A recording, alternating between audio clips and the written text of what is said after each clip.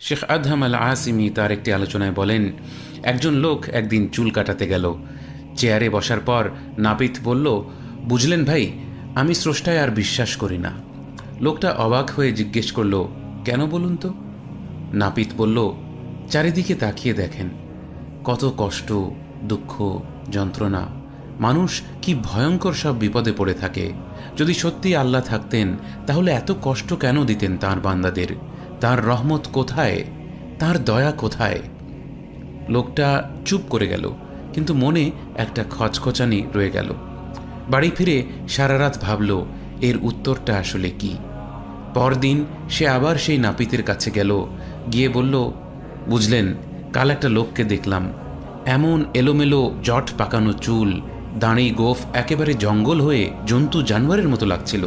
বুঝলাম না, শহরে কি নাপিত নেই?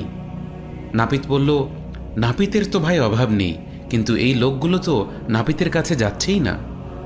লোকটা হেসে বলল, ঠিক তাই, আল্লাহও আছেন, কিন্তু মানুষ তাকে খুঁজে নিতে চায় না, যেমন কেউ কেউ চায় না নাপিতের কাছে যেতে। একবার এক ব্যক্তি একজন আলেমের কাছে এসে জিজ্ঞেস করল, আল্লাহ কেন আমাকে এত কষ্ট দেন? তিনি কি আমার যন্ত্রণা দেখতে পান না?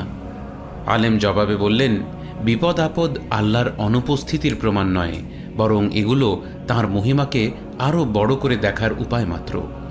তিনি বিষয়টি বিস্তারিত ব্যাখ্যা করলেন। যেসব শিক্ষা প্রতিষ্ঠান তাদের ছাত্রদের পরীক্ষা নেয় না, সেই প্রতিষ্ঠানগুলোর কি সমাজে কোনো কদর রয়েছে? মানুষ তো বিশ্বাস করে সেই বিশ্ববিদ্যালয়কে যেখানে পরীক্ষা হয়, যেখানে পরিশ্রমের মূল্য আছে। পরীক্ষার মানই প্রমাণ করে প্রতিষ্ঠানটি কতটা ভালো। তেমনি আমাদের জীবনের বিপদগুলো আমাদের শেখায় আল্লাহ কত মহান ও প্রজ্ঞাবান। একজন গাফেল ব্যক্তি মনে করে জীবনে বালা মুসিবত আসা মানেই আল্লাহ নেই বা তিনি ভুল কিছু করছেন, কিন্তু মুমিন ব্যক্তি বোঝে বিপদ আসলে তাঁর হিকমত ও কুদরতের নিদর্শন। যদি দুনিয়ার সবাই ধনী হতো বা সবাই গরিব হতো অথবা সবাই জ্ঞানী হতো, তবে জীবনের ভারসাম্যই নষ্ট হয়ে যেত। আল্লাহ তাআলা পবিত্র কোরআনে বলেছেন, আমি তোমাদের কাউকে কারো উপর মর্যাদায় উন্নত করেছি জীবিকা বা সম্পদ দেওয়ার মাধ্যমে। এই যে বৈচিত্র্য, কেউ ধনী কেউ গরিব, কারো জ্ঞান বেশি কারো কম, এসবই আল্লাহর ভারসাম্যের শিক্ষা। এগুলো শেখায় সহমর্মিতা, ধৈর্য আর অন্তর্দৃষ্টি। তাই ইবনু আতাউল্লাহ রাহিমাহুল্লাহ বলেছিলেন, প্রয়োজন এবং কষ্টের আগমন হল আল্লাহর তালাশকারীদের জন্য ঈদের মতো। নেককার লোকেরা বিপদ আপদকে শাস্তি হিসেবে নয়, বরং আল্লাহর রহমত ও আত্মিক উন্নতির অভিজ্ঞতা লাভের সুযোগ হিসেবে দেখতেন। আল্লাহ তাআলা কোরআন মাজিদে বলেন, وَلَنَبْلُوَنَّكُمْ بِشَيْءٍ مِّنَ الْخَوْفِ وَالْجُوعِ وَنَقْصٍ مِّنَ الْأَمْوَالِ وَالْأَنفُسِ وَالثَّمَرَاتِ وَبَشِّرِ الصَّابِرِينَ। আর অবশ্যই আমি তোমাদের পরীক্ষা করব কিছুটা ভয় ও ক্ষুধা দিয়ে।